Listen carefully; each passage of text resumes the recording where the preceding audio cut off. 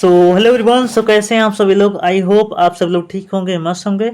So friend, इस video में हम लोग देखेंगे बीएससी एजी फर्स्ट सेमेस्टर हमारा जो एग्रीकल्चर हेरिटेज का जो सब्जेक्ट है उसमें हम लोग देखेंगे मोस्ट इंपॉर्टेंट क्वेश्चंस के बारे में देखेंगे जो एग्जाम्स में आ सकते हैं। उन सभी चीज़ों के बारे में देखेंगे। देखिए, मैं आप लोगों को बता दूं, जितने भी क्वेश्चंस मैं इस वीडियो में करवाऊंगा या फिर आगे आने वाले जितने भी वीडियो में करवाऊंगा उसमें जितने भी क्वेश्चंस रहेंगे वो प्रीवियस ईयर के क्वेश्चंस है और आपके एग्जाम्स में देखने को जरूर मिलेंगे। 100% में गारंटी के साथ कह सकता हूँ कि आपके एग्जाम्स में जरूर देखने को मिलेंगे। ओके, तो वीडियो को हम लोग बिना देरी के स्टार्ट करते हैं। मैं आप लोगों को बता दूं, कम से कम ये जो लेक्चर रहेगा लगभग 8 से 10 वीडियो में कंप्लीट होगा। 8 से 10 वीडियो में कंप्लीट होगा, आप लोग ध्यान दीजिएगा, ठीक है। तो आप लोग 8 से 10 वीडियो आप लोग कंटिन्यूस में बनाकर देखिएगा। ओके, सो वीडियो को बिना देरी के स्टार्ट करते हैं। सबसे पहले वहाँ एक और बात बता दूं कि ये जो एग्रीकल्चर हेरिटेज सब्जेक्ट है ना, इसमें बीएससी एजी स्टूडेंट्स में जो पहले सेमेस्टर होते हैं इसमें जो बैक होते हैं, ठीक है, बैक यानी कि फेल होने की संभावना बहुत ही ज़्यादा होती है। इस सब्जेक्ट में सब ध्यान दीजिए कि काफ़ी हद से ज़्यादा 50% से भी ज़्यादा बच्चे जो होते हैं इसमें फेल हो जाते हैं। तो आप लोग अच्छे से अगर पढ़ाई कीजिएगा तो आप लोग फेल नहीं होंगे और ये वीडियो देख कर जाएंगे। हम मेरी जितनी भी वीडियो हैं तो कंप्लीट मैं गारंटी के साथ बता रहा हूँ कि आपका बैक कभी नहीं लगेगा, ठीक है। चलिए स्टार्ट करते हैं। सबसे पहला सवाल है कि भारतीय किसी विरासत का अर्थ और ऐतिहासिक पृष्ठभूमि स्पष्ट कीजिए। मोस्ट इम्पोर्टेंट है ये हमारा कि आखिर कृषि विरासत होता क्या है। ओके, आखिर एग्रीकल्चर हेरिटेज होता क्या है। ओके, तो इसका मीनिंग देखेंगे हम लोग। तो स्टार्ट करते हैं। ओके, सबसे पहले हम हेरिटेज के बारे में देख लेते हैं। तो ध्यान दीजिएगा, भारतीय कृषि विरासत का तात्पर्य उन पारंपरिक ज्ञान, तकनीकी और सांस्कृतिक प्रथाओं से है जो प्राचीन काल से कृषि में अपनाई जा रही है। भारत की सभ्यता का आधार ही कृषि रहा है। तो ध्यान दीजिए, जो एग्रीकल्चर हेरिटेज है हमारा, एग्रीकल्चर हेरिटेज का मतलब जो हमारी प्राचीन काल से, ठीक है, एग्रीकल्चर के जितने भी हम मेथड का उपयोग करते हैं, जैसे कि हमारा पंचगव्य बनाना हो गया, ठीक है, पंचगव्य हो गया, ठीक है, पंचगव्य। ओके, इसके साथ ही साथ हम जब सड़ी हुई गोबर की खाद का उपयोग करते हैं, ये सब हमारी जो चीज़ें हैं ना, सड़ी हुई गोबर की खाद, ये सभी चीज़ें हमारे प्राचीन काल से ही हम इसको उपयोग में लेकर आ रहे हैं। तो ये जो हमारी प्राचीन चीज़ें हैं ना, ये हमारे पारंपरिक हमारे ज्ञान है, प्राचीन तकनीकें हैं, सांस्कृतिक प्रथा है। तो ये सभी चीज़ें हमारी किस में आती है, एग्रीकल्चर हेरिटेज आती है। यानी कि वो सभी चीज़ें जो हम प्राचीन काल से हम कृषि में उपयोग कर रहे हैं वो हमारा सभी एग्रीकल्चर हेरिटेज कहलाता है। तो एग्रीकल्चर हेरिटेज का मतलब समझ गए होंगे आखिर होता क्या है, ऐतिहासिक पृष्ठभूमि क्या है, तो इसके बारे में देख लेते हैं। तो सबसे पहले मैं आप लोगों को बता दूं इससे पहले कि जस्ट वेट, हाँ, तो इसमें देखिएगा ऐतिहासिक पृष्ठभूमि के रूप में कि सिंधु घाटी सभ्यता यानी कि 2500 ईसा पूर्व, जहाँ गेहूं, जौ, कपास, ठीक है, और साथ ही साथ चावल की खेती होती थी। अनाज भंडारण के लिए अनाजगिरी भी बने हुए थे। सिंधु घाटी सभ्यता में आपने सुना होगा मोहनजोदड़ो, ठीक है, मोहनजोदड़ो, मोहनजोदड़ो, ठीक है। तो यहाँ पर जो मोहनजोदड़ो था ना, मोहनजोदड़ो में हमें बृहद स्नानागार, बृहद अन्नागार देखने को मिला था, ठीक है। अन्नागार का मतलब वो स्थान होता है जहाँ पर हम अनाज को भंडारित करते हैं, वो हमारा अन्नागार होता है, ठीक है। सिंधु घाटी सभ्यता में हमें जौ की खेती, कपास की खेती और चावल की खेती, साथ ही साथ गेहूं की खेती भी हमें देखने को मिलती है। इसके साथ ही साथ वैदिक काल की मैं बात करूँ तो वैदिक काल में ऋग्वेद और अथर्ववेद में हम हल चलाने, बीज बोने, फसल काटने और वर्षा के महत्व ठीक है, इसका उल्लेख भी हमें देखने को मिलता है। तो हम वैदिक काल में भी हम एग्रीकल्चर से परिचित थे, ठीक है, और सिंधु घाटी में भी हम परिचित थे।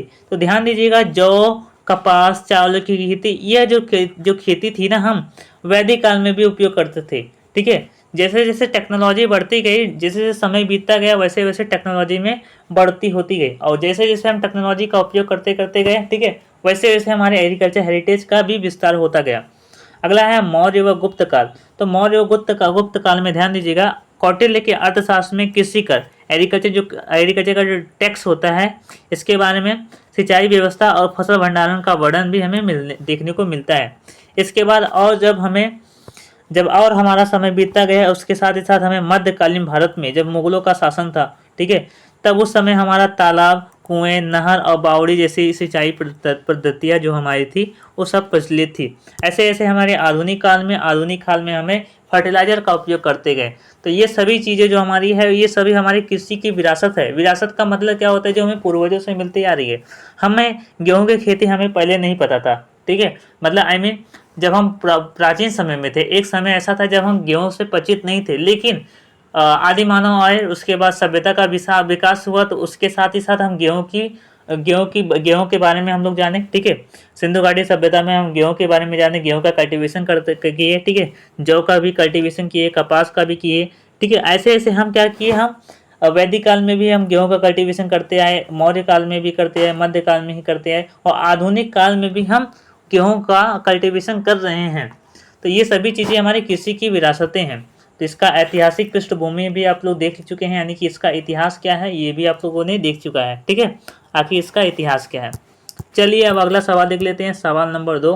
तो सवाल नंबर 2 क्या दिया है कि भारतीय कृषि विरासत के प्रमुख अंग यानी कि मुख्य विशेषताएं बताइए। मोस्ट इंपॉर्टेंट है सवाल, एग्जाम में लगातार सवाल पूछा जाता है ये। तो ध्यान दीजिएगा, भारतीय कृषि विरासत की कुछ प्रमुख विशेषताएं निम्नलिखित है। इसको नोट डाउन कर लीजिएगा, आप लोग नोट्स बनाते चलिएगा।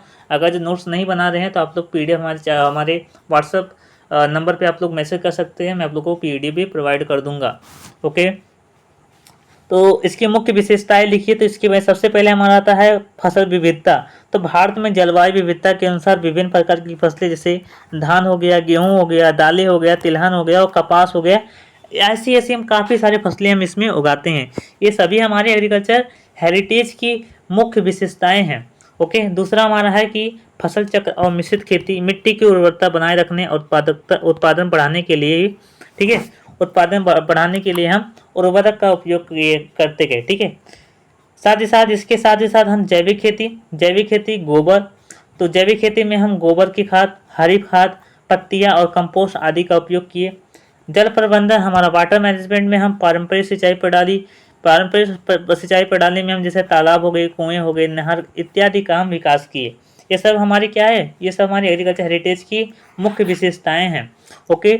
बीज भंडारण में देखा जाए तो बीज भंडारण में किसी विरासत की मुख्य विशेषताएं के रूप में हमारी जैसे राख हो गया, नीम की पत्तियां और तेल से बीज सुरक्षित करना, ये सब हमारी कृषि की विरासत हो गई हो, ओके। अगला है 6वें नंबर पर कि सांस्कृतिक जुड़ाव, पोंगल, बैसाखी, मकर संक्रांति, ठीक है। इसके साथ साथ हमारा हो गया ओणम, जैसे पर्व सीधे खेत से जुड़े हुए होते हैं।